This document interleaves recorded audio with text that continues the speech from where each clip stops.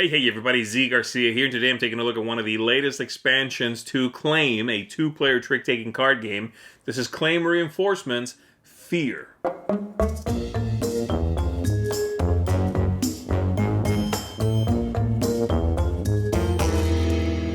There's already a lot of stuff for Claim, and they keep coming out with more. Claim, Claim 2, both standalone games, and then we had a round of 3 expansions that originally came out. I've reviewed all these individually, by the way, so you can check those out. And then 3 more now. So we've got this one is Claim Fear, and there's also Claim Fire and Claim Reinforcements Frost. So check these two out on their own, but right now let's take a look at Fear here.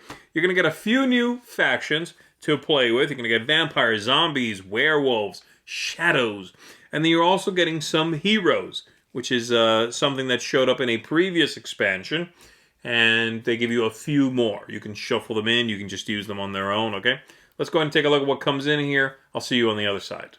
So here's everything you are getting with the Fear expansion. You're going to get these 4 new factions, and you're going to get some new heroes. You have 6 heroes here. 1, 2, 3, 4, 5, 6. And these are going to be shuffled into the deck, and they replace 5 cards. You pick 5 of these randomly, replace 5 cards in the deck, and then play. They all have special abilities. Now, heroes originally showed up in Reinforcements Mercenaries here, and there were 18 in there. And again, you play with 5. The problem is, with only 6, if you only have this expansion, well, you're going to see the same ones over and over and over. You only leave 1 out every time you play. And so while I think they're pretty interesting, about half of these 6, I would say I really like the powers on them. I'd be happy with them in there all the time. Having so few in here definitely makes this box feel like an expansion to the expansion, at least for this part of it, okay? So be aware of that. This might feel a bit wasted to you, or maybe like a once-in-a-while sort of, try, if you don't have the other 18 to shuffle these into. That's ideally what you want to do, okay? So there is that and how I feel about that. But let's talk about these factions, because I think these are very good and very fun factions. So let's start with the werewolves over here. There's 2 cards that show no moon and a full moon, and this begins like so. Now, as soon as a werewolf wins a trick in this game, you're going to switch from whichever one is showing to the other one. And while there's no moon showing, the lower werewolf wins.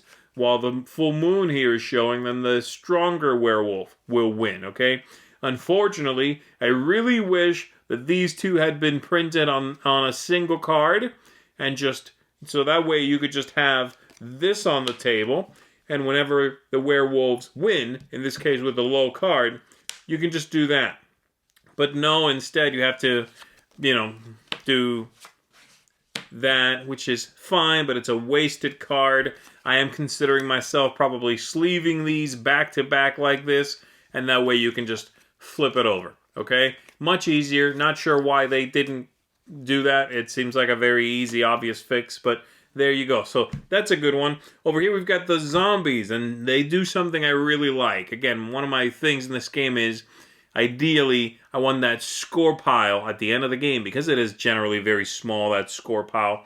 I don't want factions that nuke the score pile, and therefore make the wins come down to ties and things like that.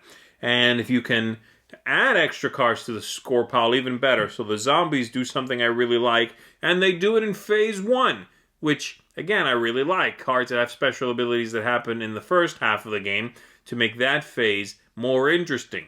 Well, these guys, when you win with a zombie, you take the losing card of that fight during phase 1, okay? And you add it to your score pile. Obviously, in phase 2, if you win with a zombie, you take both. But in phase 1, if you win with a zombie, you still score the other card into your score pile. So I really like that. I think that's interesting. It enhances the scoring, the sort of, you're into the game's scoring more quickly if the zombies are in play. Over here we've got the vampires. They are the trickiest one. They have the longest explanation by far on this card, as you can see. And the way it works is, in phase 2, when you win a vampire, you can choose to, instead of put it face down in your score pile, you can put it face up. And then any further cards you win, you could, instead of putting them in your score pile, you could tuck them under this vampire. They will no longer count towards their own suit, but instead, they will count towards a vampire victory. How do you score the vampires? Well, instead of just counting the number of cards of a suit that you have to determine if you control that faction, you count this number plus the cards. I think they mean to say 7 plus 1 would be 8. I don't think they mean to say this number, but that's not super clear in the rulebook. However, if you later get a better vampire and you want to supplant this one, you can do that, but then you are going to have to get rid of any cards that were already below that one, and you'd have to basically start seeding new cards into it again. Neat, a little heady, not one I want to throw in there if I'm teaching someone for the first time, but that's how that works. So, not bad. I like the idea of the vampires. Again, I wouldn't put them in there every time. I might with the zombies, but they work out well. And then lastly, we've got over here the shadows, which are a very simple idea. I really like it quite a bit. The cards in this one are numbered up to 19, I believe. I think that's right. And then at the end of at the beginning of the game, there's 20 cards in here instead of a normal deck of 10. You shuffle these up, and you're only going to take 10, and the other 10 are set aside face down. So you're not sure which cards are in there. You could have the highest card be a 16 because the 17, 18, and 19 were removed. So I like that idea. I like that you can't quite count on playing the 16 and guaranteeing a win. I like that you're not quite sure which one the lowest low card is. It's a neat idea, very simple, and I've always loved trick-taking card games in which the entire deck isn't dealt out, so you don't have perfect information. This brings a little bit of that feel to the game, and I enjoy that quite a bit. So there you go. That's the factions. The heroes, which I'm not going to go over their powers, but that's the heroes, and that's everything you're going to get in Reinforcements Fear. Of all three of the new expansions, Fear is my favorite. I like the factions in here the most. I think it's the most consistent. It's one that's both engaging to play, but very simple to understand for the most part. But it's not perfect. And again, as I said in one of my other videos, I think we are definitely at the point now of diminishing returns when it comes to claim. There are a lot of factions in this game, okay? At some point, then, you start to just simply become weary of it. And there is that expansion to an expansion idea that this one definitely, in many ways, feels like, right? Especially with these characters. Having so few of them almost requires you, if you want to utilize these and sort of, really have a random setup of heroes, to get the mercenary set so that you can have another, 18 heroes. And then you shuffle in these other 6, okay? If you don't, that's okay. I would still recommend this one. Just be aware that this is going to be more of a, this is going to be more of like a, hey, let's see what this does and try it out, than really a mode you're going to keep coming back to.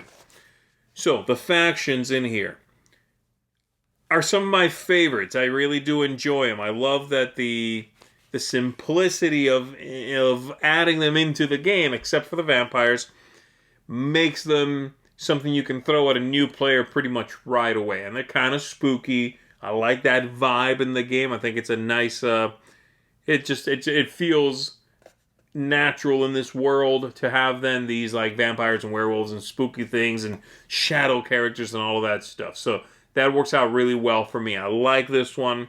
I would say of all the new ones, I would recommend this one first. I might even recommend this one before getting all 3 from the last set. But again, you kind of have to decide that on your own, right? If you really like the idea of the heroes, I could see you getting just mercenaries and supplementing it with this and getting a nice amount of factions. And there are some great factions in this mercenaries set, by the way. The elves and orcs combination there is really cool. It's one of my favorite ones. And then, you could throw a bunch from here in there. So I really like this one. I'm happy with it. And like I said, it is my favorite of the new ones. It's the one I would recommend first for sure. Make sure you check out my videos for these too, so that you see what I think of the entire package, and perhaps if you're looking to get into the game at all or supplement it with some new purchases, you can, make up your own mind. But for me, this is the one you want to pick up first.